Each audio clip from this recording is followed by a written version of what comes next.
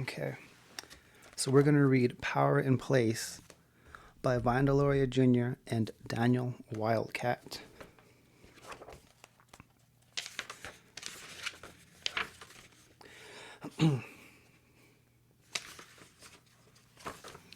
Chapter 1, American Indian Metaphysics, a prelude to understanding Indian education. For many centuries, whites scorned the knowledge of American Indians, regarding whatever the people said as gross, savage superstition, and insisting that their own view of the world, a complex mixture of folklore, religious doctrine, and Greek natural sciences, was the highest intellectual achievement of our species. This posture of arrogance produced some classic chapters in the history of the Western Hemisphere.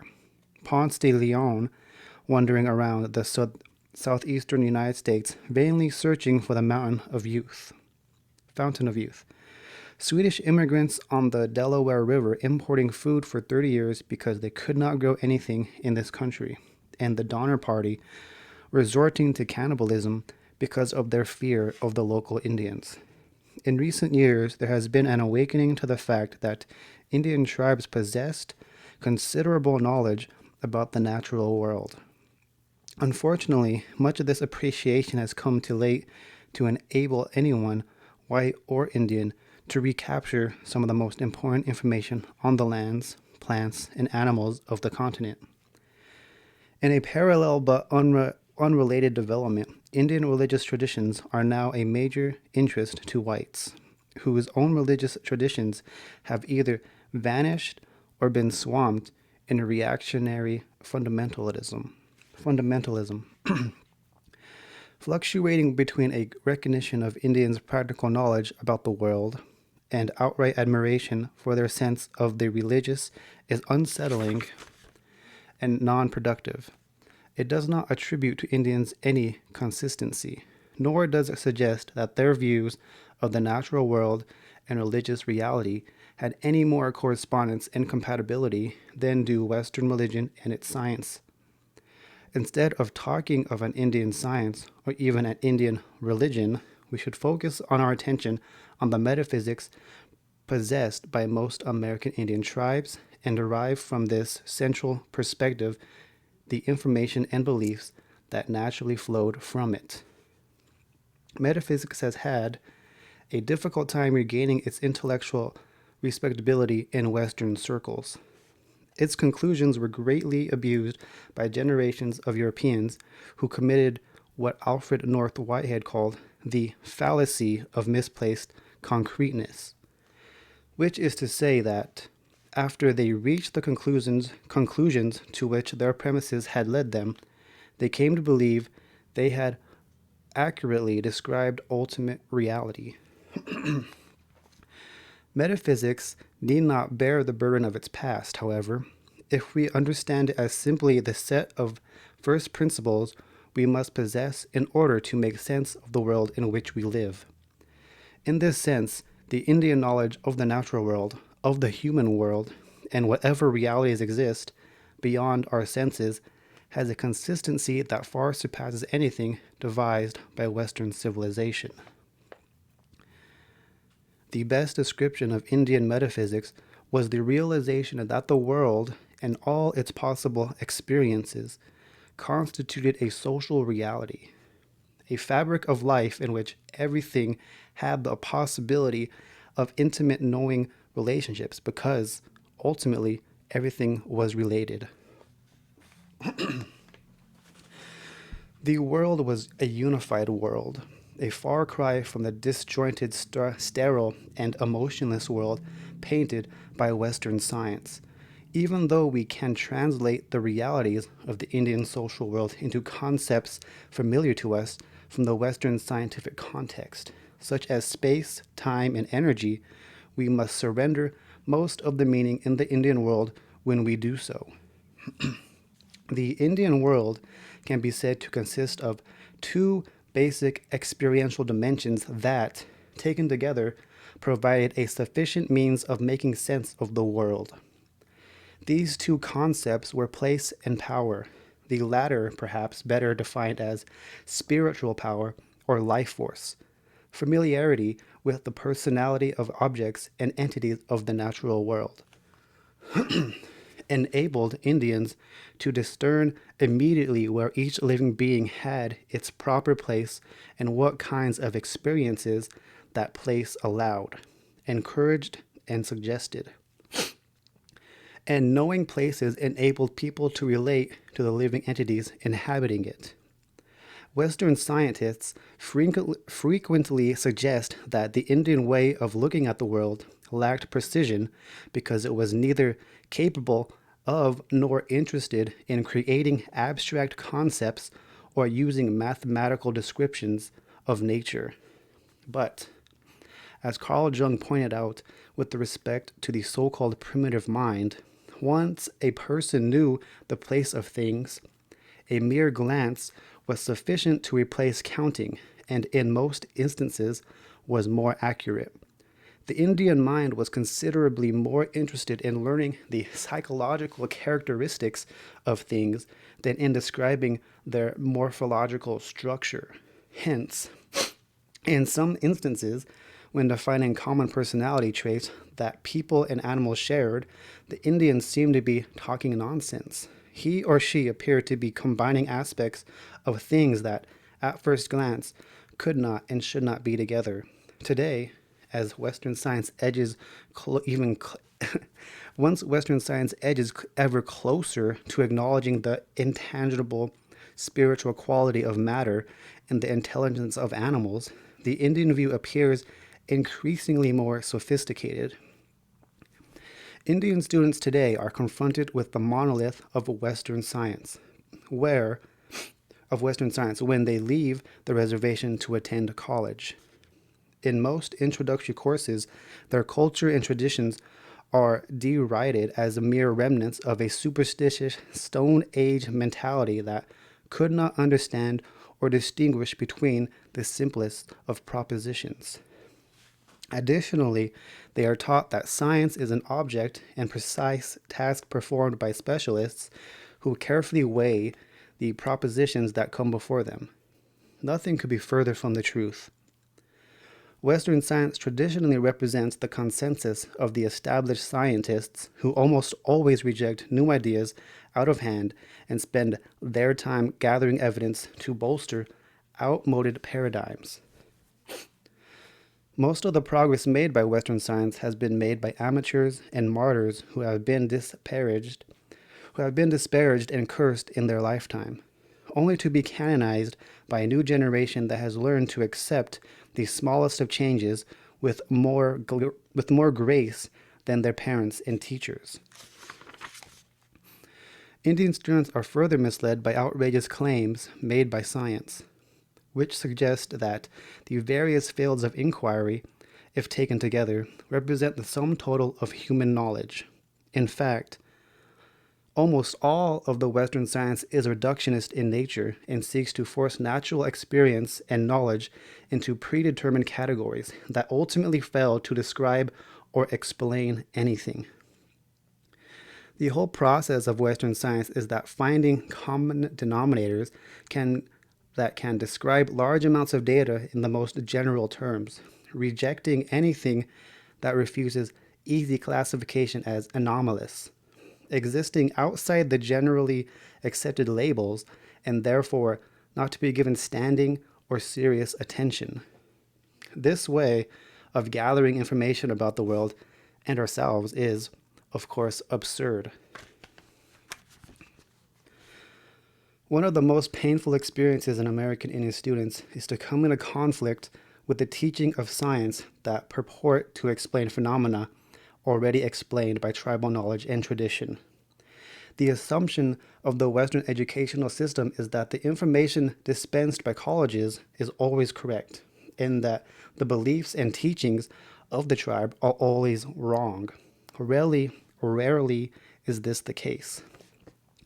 The teachings of the tribe are almost always more complete, but they are oriented toward a far greater understanding of reality than is scientific knowledge. The process And precise tribal knowledge almost always has a better predictability factor than does modern science, which generally operates in sophisticated tautologies that seek only to confirm pre existing identities. We live in an industrial, technological world in which a knowledge of science is often the key to employment. In many cases, is essentially essential to understanding how the larger society views and uses the natural world, including, unfortunately, people and animals.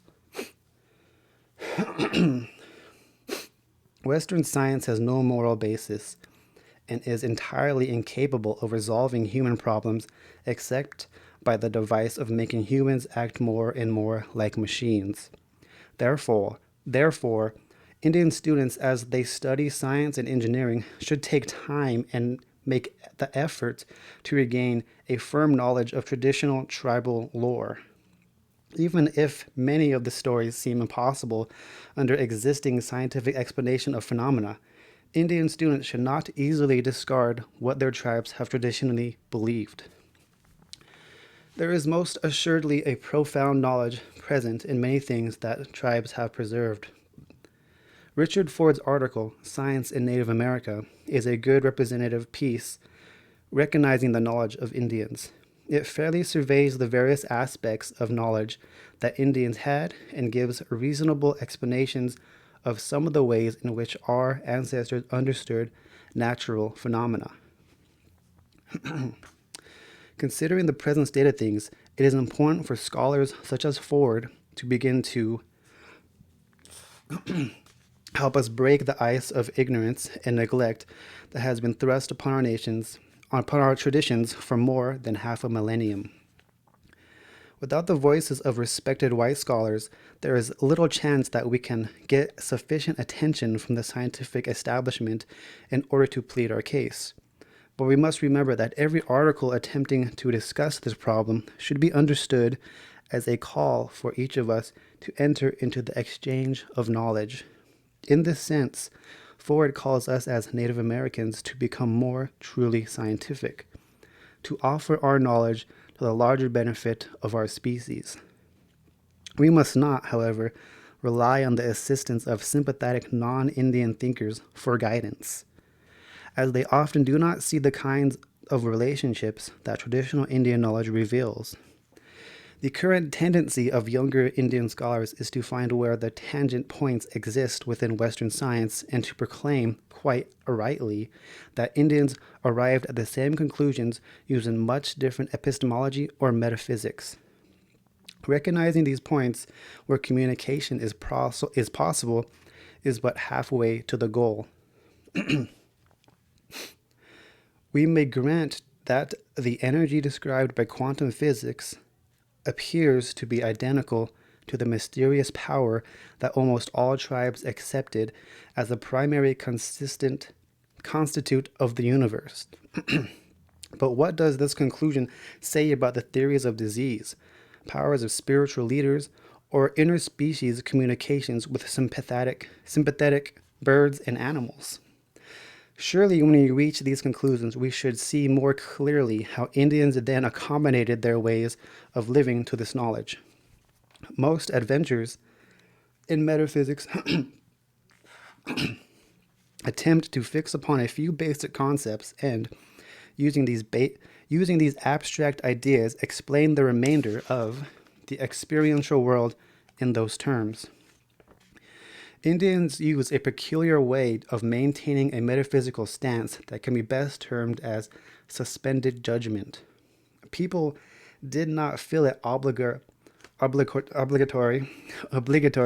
that they reach a logical conclusion or that they could summarize the world of experience in a few words and sentences. Black Elk, after telling John Neinhard the story of the reception of the sacred pipe, said, "Whether it happened or not, I do not know, but if you think about it, you will see that it is true."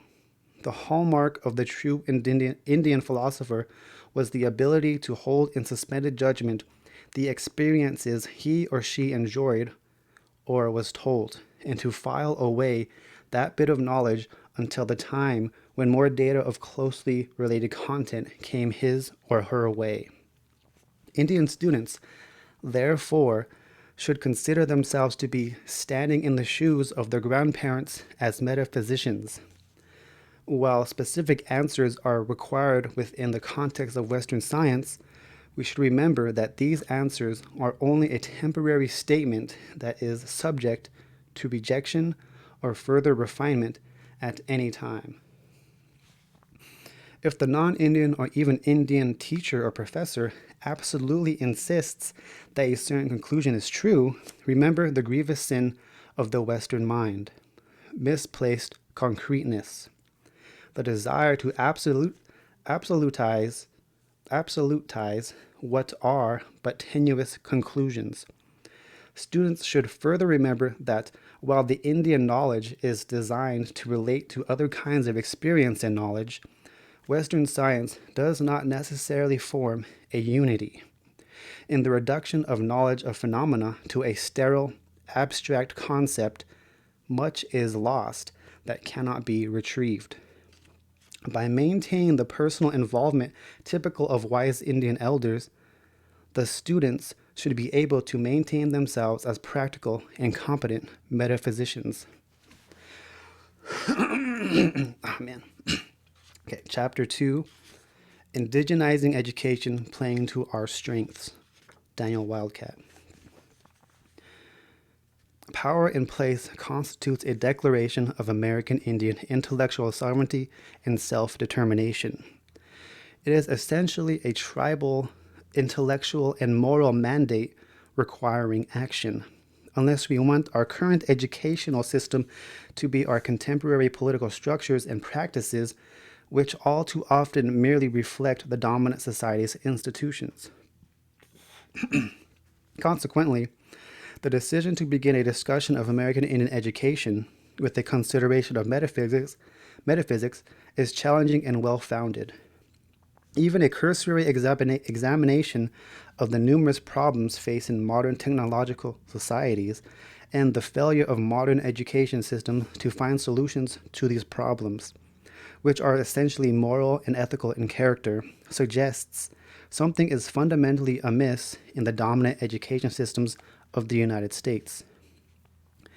The conflict between Western science and religion and the inability of the vast majority of Western thinkers is to find a common ground or consistent intellectual framework, speak directly to the central problems with the Western metaphysics. The failure to produce a coherent worldview encompassing the process of the world and how we humans find meaning in these processes. The late Carl Sagan recognized this problem in his posthumously published works, Billions and Billions Thoughts on Life and Death at the Brink of the Millennium. Sagan described and reported on the truce, or I am tempted to say, treaty, reached between Western science and religion, but his and other scientists' immersion in Western metaphysics as indicated in their appeal, preserving and cherishing the earth, an appeal for a joint commitment in science and religion, is symptomatic of the schizophrenic nature of Western metaphysics. American Indians know from experience that forming an alliance or making a treaty does not address irreconcilable differences in world views. Furthermore, such an alliance is of little help if the problem of the earth are largely exacerbated by both Western institution of religion and that of science, as Deloria has pervasively argued in God is Red, The Metaphysics of Modern Existence, and most recently, The Spirit and Reason. The institutions of Western science and religion are like partners in a dysfunctional marriage, caught up in a relationship of codependency. The good news is that within both institutions, some individuals and groups are seeking changes, especially in science. A whole new generation of researchers is moving from long-standing scientific models or theories, to be discussed shortly, to approaches for understand the world that sound increasingly like the wisdom conveyed in many traditional American Indian stories, ceremonies, and practices. There are some affinities or convergences between cutting-edge Western science, for example, Kajite's Look to the Mountains, Suzuki's Wisdom of the Elders, and Thomas's Tribe of Tiger, to name a few. And traditional experiential knowledge, or what has recently been called traditional ecological knowledge, increasing evidence suggests that there are good reasons for American Indian students not to discard knowledge traditionally held by their tribes. Knowledge at once ecological, moral, practical, and most certainly philosophical, the very fact that these words or categories were not used to describe this knowledge tells us a great deal about holistic thinking, its sources, and the kinds of knowledge such thinking produces. This chapter is called What Must Change? This book is for teachers, parents, and students, and leaders who recognize that something of great value existed in the old ways. We must not romanticize the past. Everything was not perfect. But if we want to truly exercise self-determination, there is no better place to start than with an effort to give our children an inheritance too many generations of American Indians were outright denied or have struggled mightily to maintain. Identity within tribal cultures we were actively engaged in, as opposed to existence within a culture of indoctrination facilitated most effectively through U.S. government education programs. It is critical to understand that Deloria's essays are not primarily about raising standards or improving test scores. Rather, they constitute a reasonable call to consider the advantages of building an educational practice on a foundation of American Indian metaphysics. That is a unified worldview acknowledging a complex totality in the world, both physical and spiritual. This undertaking will not be easy, and we do need allies. There is much work to be done and need for serious dialogue in comparing what is described as the Western metaphysics of space, time, and the energy to the American Indian metaphysics of place and power. A true dialogue is long overdue.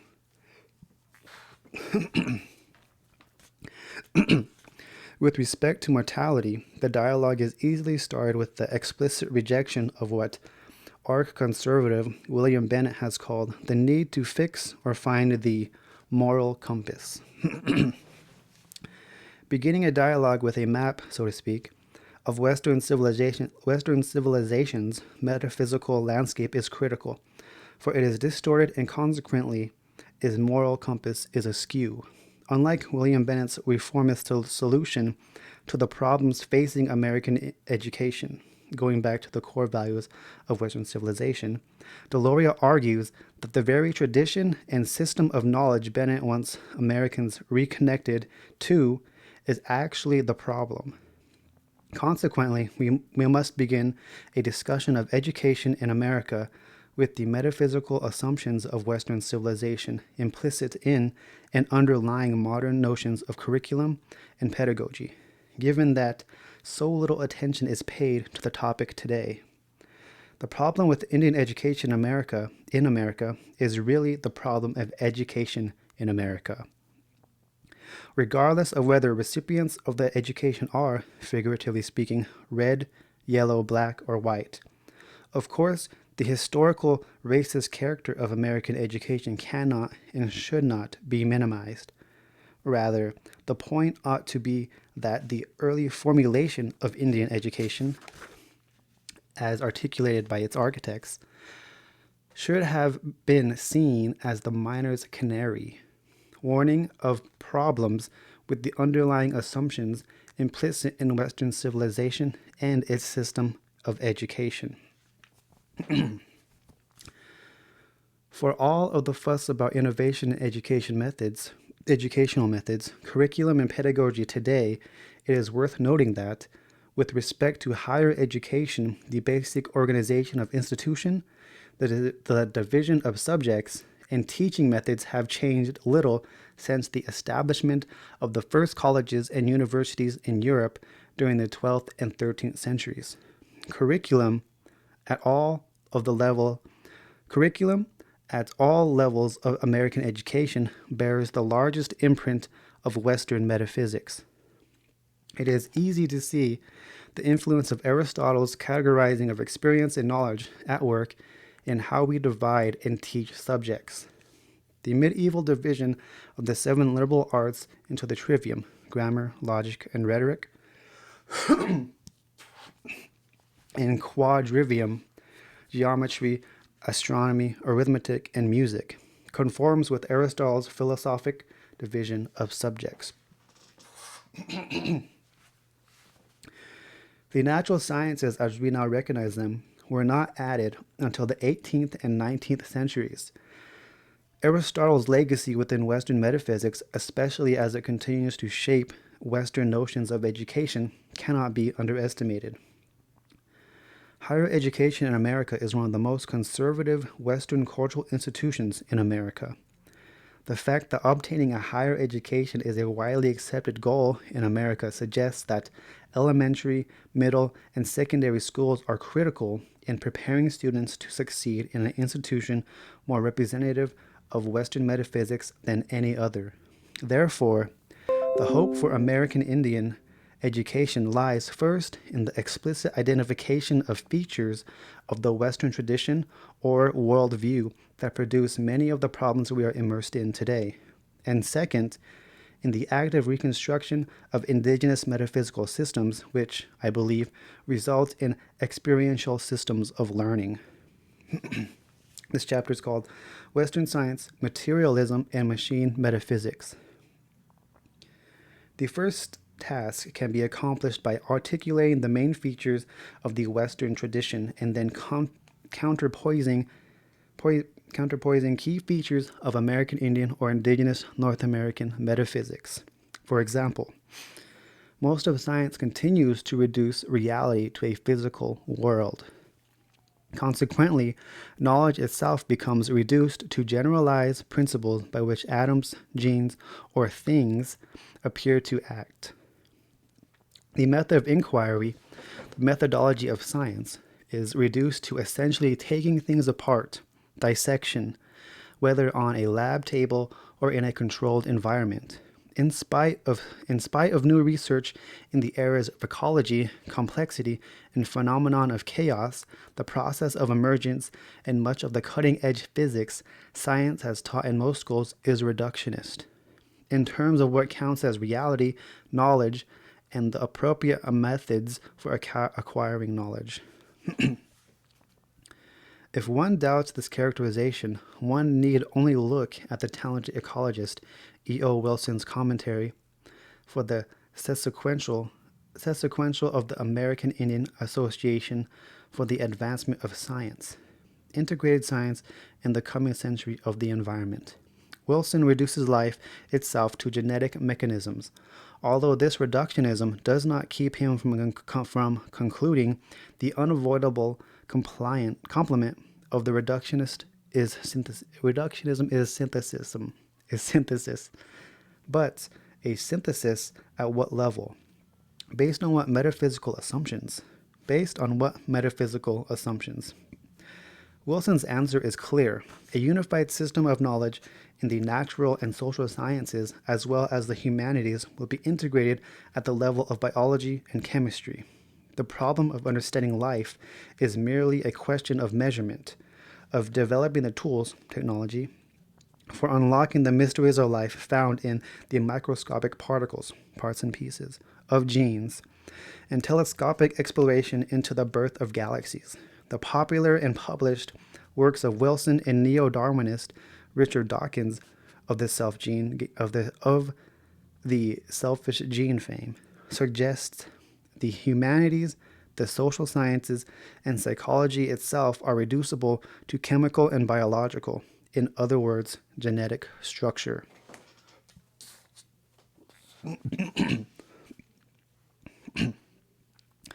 Another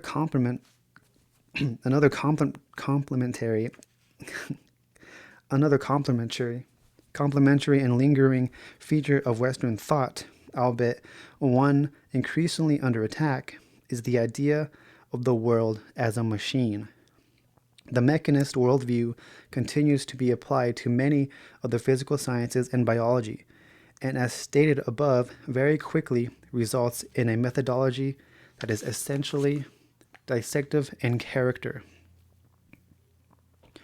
Proponents of this popular mechanics view of the world in the biological and physical sciences share an optimistic faith in the belief that once the instruments and tools, technology, are developed that will allow us to observe and measure the smallest pieces of the world, that is, genetic codes and subatomic particles, we will be able to understand the world.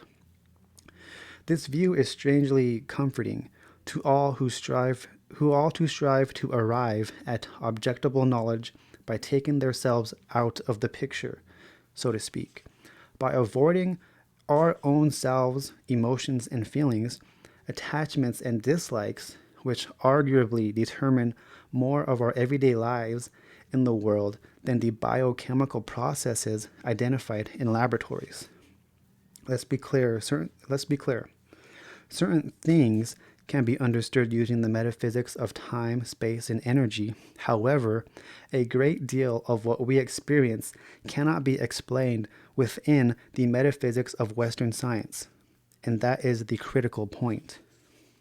An entire realm of human experience in the world is marginalized, declared unknowable, and consequently left out of serious consideration. This reality cannot fit in the objective experimental box of mechanical cause and effect. And no tool or technology will change this situation unless we merely say that all there really is to the world is mechanics, in a structural sense, and tools. Western notions of reality and corresponding ideas of knowledge are not far from the cold, scientific assessment. This chapter is called Indigenous Metaphysics.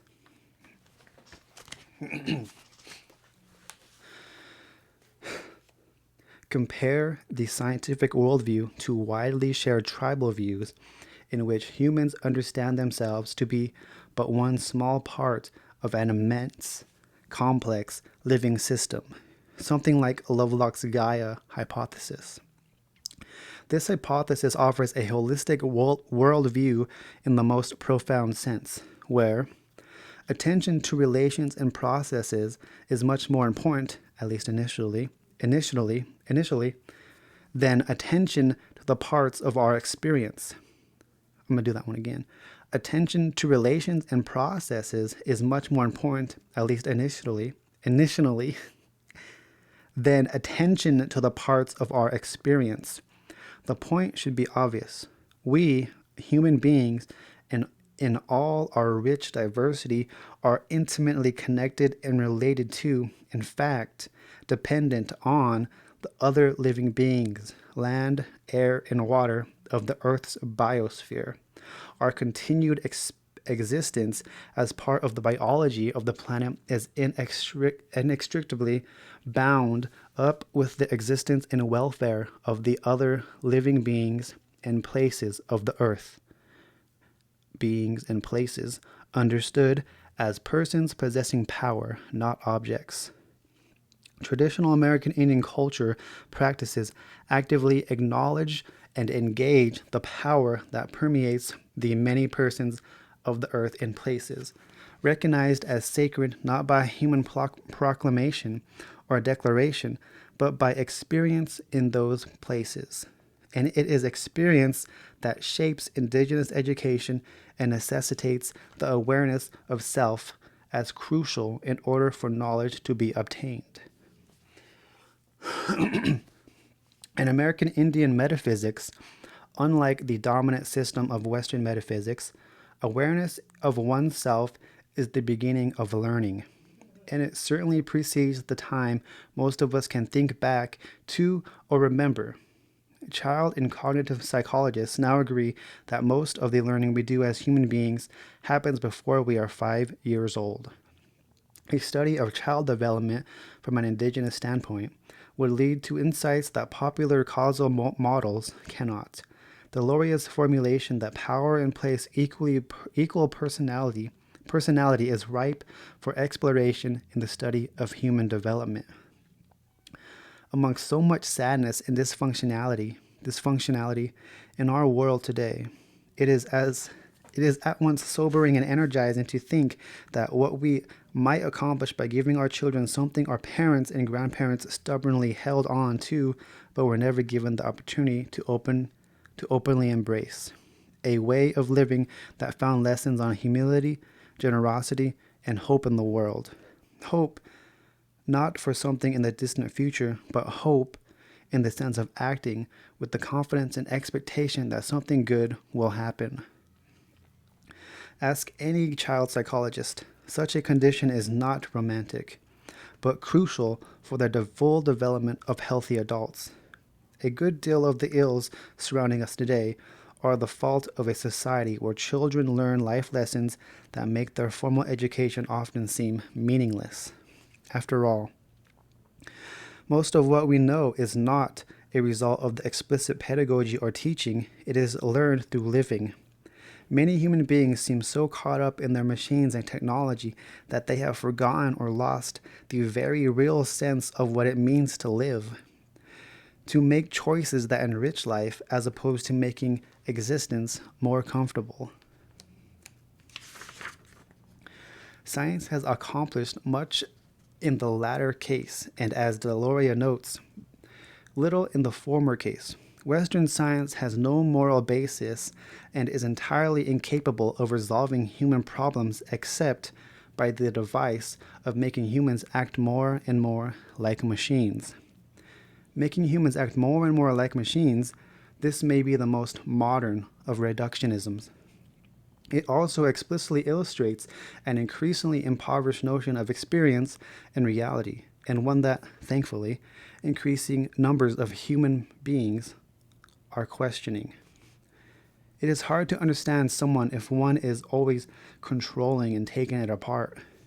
Fortunately, a growing number of modern ecologists, environmental scientists, and biological scientists and geographers now readily accept the wisdom that Chief Seattle spoke to nearly 150 years ago. We are all related. Whatever befalls the earth befalls man. The concepts of the food chain, ecosystem management, population dynamics, and a host of cycling processes are, at one level, scientific expressions of the traditional American Indian wisdom Chief Seattle spoke so eloquently. At this easily observable and documentable level, science seems to be moving closer to traditional American Indian wisdom. I'm going to read that part again because it's an important part.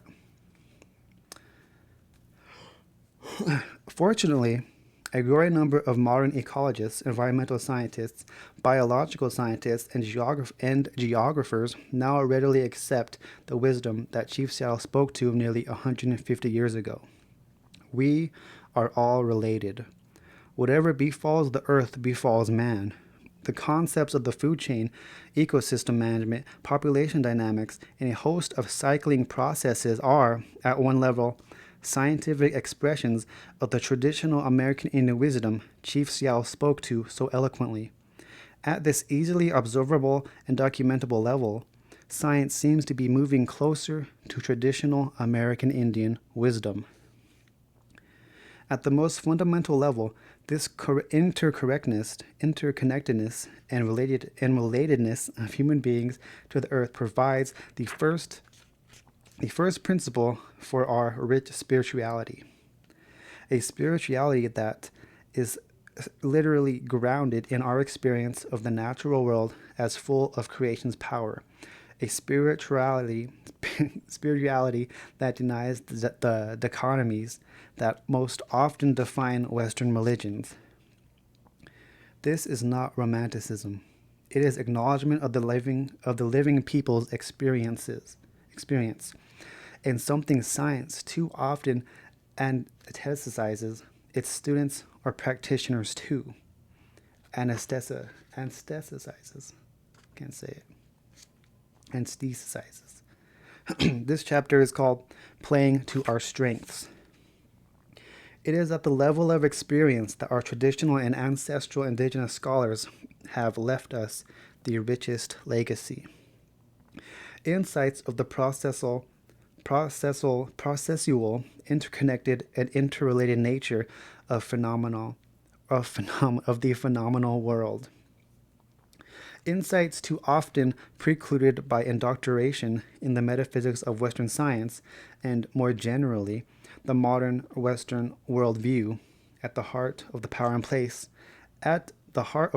place is the suggestion that before we all become specialized mechanics of different aspects of phenomenal, so-called objective, world, we seriously explore and attempt to recollect a way of knowing where interpretation or meaning, subjective, is integrated in the realm or reality of experience. Few thinkers have written about the objective versus subjective and nature versus human dichotomies of Western thought as perceptively as Alan Watts, a scholar of Eastern thought. In the introduction to his book, Nature, Man, and Woman, Watts notes that Western humankind's faith in intelligence has led many to think we know how the world works, and consequently to presume we have some right to control the organization of life itself. He states, this is an astonishing jump to conclusions for a being who knows so little about himself and who will even admit that such sciences of the intelligence as psychology and neurology are not beyond the stage of preliminary dabbling. For if we do not know even how we manage to be conscious and intelligent, it is most rash to assume that we know what the role of consciousness intelligence will be, and still more that it is competent to order the world. In Western thought, scientific theories of reality, knowledge, and methods of knowing are logically inconsistent. The problem is that they constrain, even preclude, any discussion of our human experience and life as part of the processes involving powers, which are irreducible to discrete objects or things. This chapter is called Convergences. There is reason to be cautiously optimistic. The relatively new concept of emergence, as used in ecology and physics, may capture how personality, as defined by Deloria, developments in specific places possessing power. Emergence refers to a model of change or development where change is not reducible to a discrete factor or factors, but rather the interaction of multiple factors or causes that are understood as processual in character as opposed to mechanical. I am of the opinion, as are a number of scholars and scientists, both indigenous and non-indigenous, that when everything is said and done, the concepts of complexity, self-organization, ecology, and even evolution, as reformulated in a primarily or space-dependent process as opposed to a time-dependent model, are actually ideas that are part of the ancient indigenous intellectual traditions in North America. I like to tell modern non-indigenous scientists that I am glad to see that their modern science is finally catching up with the very ancient indigenous wisdom. This at least always gets their attention, although philosophers of science have pointed out various problems within the dominant Western view, and a fair number of scientists would acknowledge these problems. The vast majority still do science the old-fashioned way. As my Salish friend Juan Quick-to-See Smith summarizes, Western scientists theorize a hypothesis, cause and effect, designed to experimental process, which is by design far removed from the world we live in. and produce a result or a finding that too often is understood as fact. Nevertheless, the worldview or paradigm shift now underway in cutting-edge physics, chaos theory, non-linear models of development and change, and biology, complexity, emergent properties, bio and preparatory meditation, etc., is predicted on the recognition that the old Western metaphysics on which science was built results in certain kinds of knowledge, but not all knowledge. More important, the old Western metaphysics of time, space, and energy never allows one to get the big picture of the world. The essays in this book are advocating a holistic worldview. The essays in this book are advocating a holistic worldview, one resulting from experience in the Earth's living systems. Ultimately, Power in Place advocates big picture worldviews containing metaphysical systems that, most significantly, integrate the physical and spiritual dimensions Western civilization presents as opposed to each other. American Indians are natural systems thinkers. As Indian entrepreneur Rebecca Adamson has remarked, because even today, many American Indians seem to intuitively perceive the interrelatedness of problems and recognize that solutions required to solve them must be holistic in nature. The strong affinity or convergence between what I call the new complex view of science and American Indian metaphysical traditions is worth exploring. Both are at odds with the old mechanical and naive physical views of the world. At a certain point, it seems the phenomenal world was bound to assert its presence on what might best be described as Western intellectual asceticism, that is, the theoretical abstraction disconnected from experience in the world. Okay, this chapter, this paragraph. This paragraph is called Indigenous Life Lessons. God is Red was the first book to really trace in the deep roots of the ongoing conflict between Western civilization and American Indian worldviews to the Judeo-Christian tradition and its overwhelmingly influence on the Western thought. I'm going to read that one again. That's a good one. God is Red was the first book to really trace the deep roots of the ongoing conflict between Western civilization and the American Indian worldviews to the Judeo-Christian tradition and its overwhelming influence on Western thought. Let me do that again. God is Red was the first book to really trace the deep roots of the ongoing conflict between Western civilization and American Indian worldviews to the Judeo-Christian tradition and its overwhelming influence on Western thought. It seems reasonable today to question whether Western science itself has unconsciously carried a considerable amount of baggage from its early roots in religious institutions. Simply think of the degree to which theory, paradigm, and model construction in Western science, and sadly, in education itself, develop not based on, but in spite of human experience and worldly evidence.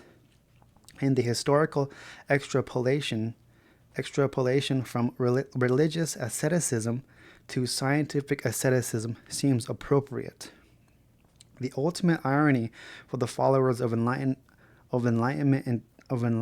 ideals of liberty, reason, and justice is that the rationality they have most fully developed is the mechanical and technical nature. The practices and products of Western science have, intentionally or not, had net effect of making humans act more and more like machines. And why should we be surprised?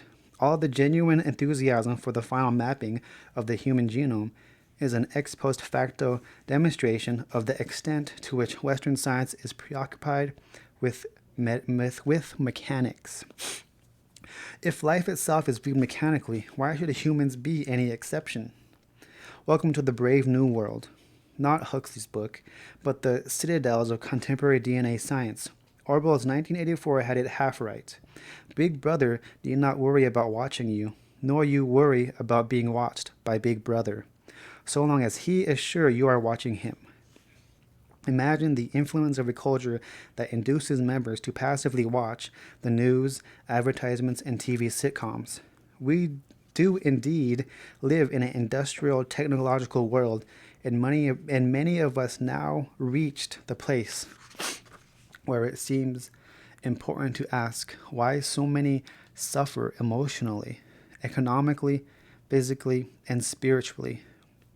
Education ought not be reduced to mechanics. Today we must play to our strength. Indeed, what we need are indigenous life lessons emergent from experience in the world. This paragraph is called Beginning an Honest Dialogue. It is easy to criticize any system of thought or culture, especially the less direct experience one has of the lives of the people possessing those ideas or that culture.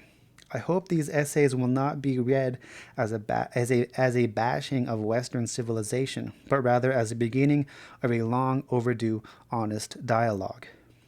With respect to culture, a person can only have the most superficial understanding of people, especially their culture, if it is primarily on the written word and only limited direct experience of their everyday lives. It is not surprising, therefore, that with only a few exceptions, members of a larger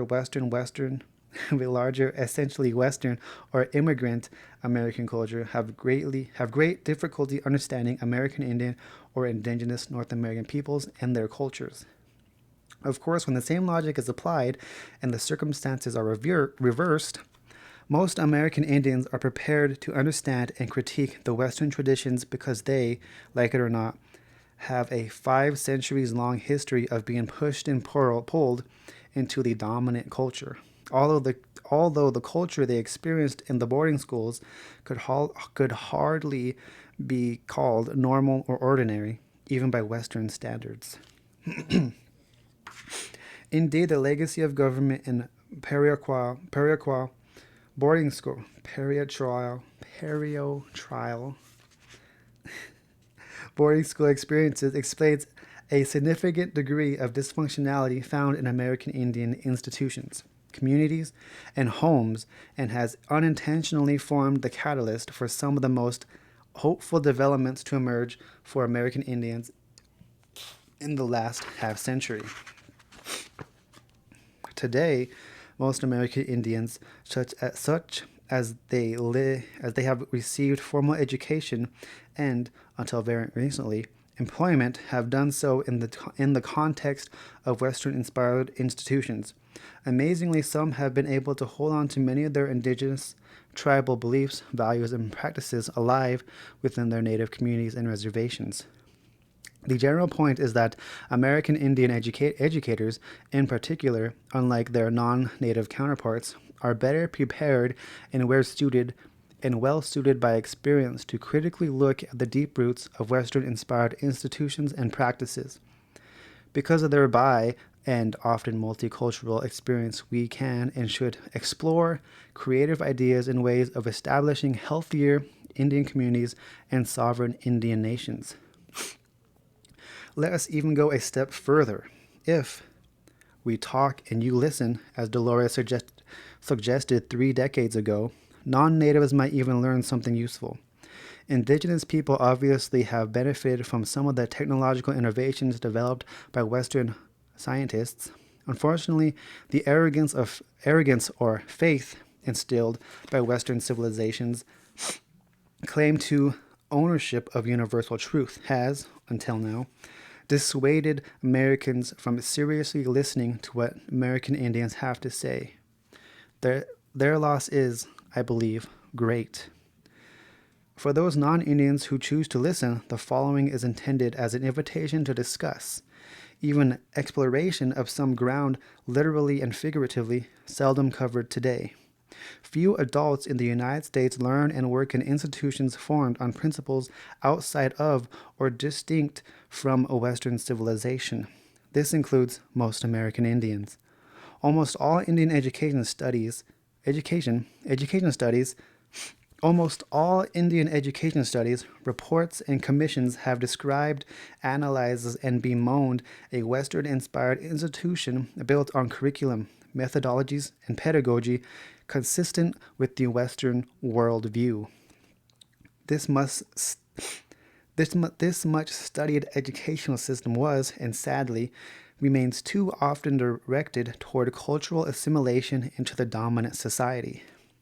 Fortunately, some American Indians still live and understand the world indigenously. Circumstances, political, economic, technological, and spiritual, have brought many in America today to places where a reintroduction or resurgence of American Indian in America can seriously be entertained. We have come to places in modern industrial and post-industrial societies where experiences are suggesting we might have valuable lessons to learn by exploring what once existed throughout this hemisphere: indigenous education systems. I'm going to read that one again because that's a good one. We have come to places in modern industrial and post-industrial societies where experiences are suggesting we might have valuable lessons to learn by exploring what once existed throughout this hemisphere: indigenous education systems. This is chapter 3. It's called Power in Place, Equal Personality.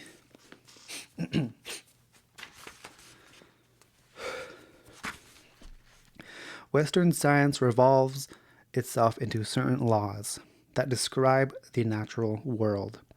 These laws are makeshift descriptions of the manner in which physical reality appears to operate, but they are often regarded by Western scientists as inviolable. Phenomena that fall outside the prescribed patterns of behavior are said to be anomalies, which can be disregarded when explaining how the physical universe functions. Eventually, of course, the Western scientists must deal with these so-called anomalies. These phenomena form an increasingly large body of knowledge and facts that cannot be explained using the acceptable paradigm into which the rest of the scientific knowledge is deposited. American Indian knowledge of the world does not suffer this structural handicap. While tribal peoples did not have a detailed conception of the whole planet in the sense that Western scientists presently do, they did have a very accurate knowledge of the lands they inhabited, the plants and animals, and other life forms that shared their environment. It is also becoming increasingly clear that they have a fairly comprehensive knowledge of the heavens, with their own sets of constellations and stories. The boundaries of American Indian knowledge was those of respect, not of orthodoxy. For instance, certain stories about the stars could not be told when the constellations in questions were overhead. Some other kinds of stories involving animals, plants, and spirits could only be told at a particular time of the year or in a specific place. There was no anomalies because Indians retained the ability to wonder at the behavior of nature, and they remained even most abstruse things with the hope that one day the relationship of these things to existing knowledge would become clear. The key to understanding Indian knowledge of the world is to remember that the emphasis on the particular. The key to understanding Indian knowledge of the world is to remember that the emphasis was on the particular, not on general laws and explanations of how things worked. Consequently, when we hear the elders tell about things, we must remember that they are basically reporting on their experiences or on the experiences of their elders. Indians, as a rule, do not try to bring existing bits of knowledge into categories and rubrics that can be used to further investigation and to actually... Let me do that one again. It's a good one. Indians, as a rule, do not try to bring existing bits of knowledge into categories and rubrics that can be used to further investigation and experimentation with nature. The Indian system requires a prodigious memory and a willingness to remain humble in spite of one's great knowledge. Although the rank and file professors may reject this rather cumbersome method of obtaining knowledge, it has been recognized by some important thinkers as being equal to the reductionist procedure. Percy W. Bridgman, one of the giants in metaphysics in the century, made this remark in his book, The Way Things Are. I may have observed all men, including Socrates, and found that they were mortal, and summarized by researches and statement. All men are mortal, which I then filed away in my mind for future use. Later, when I may have forgotten all the details of my former research, I may find a rational basis for charging Socrates for an annuity which I am selling him.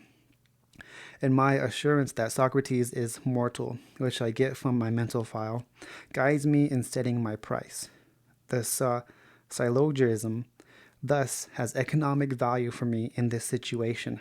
The unlettered American Indian, however, confronted by the same situation, would doubtless meet it by recalling that he had once verified that Socrates in particular was mortal. Okay, that's where I'm going to stop. So we're on chapter 3, page 22, and then I'm going to start up again tomorrow. All right? Thanks.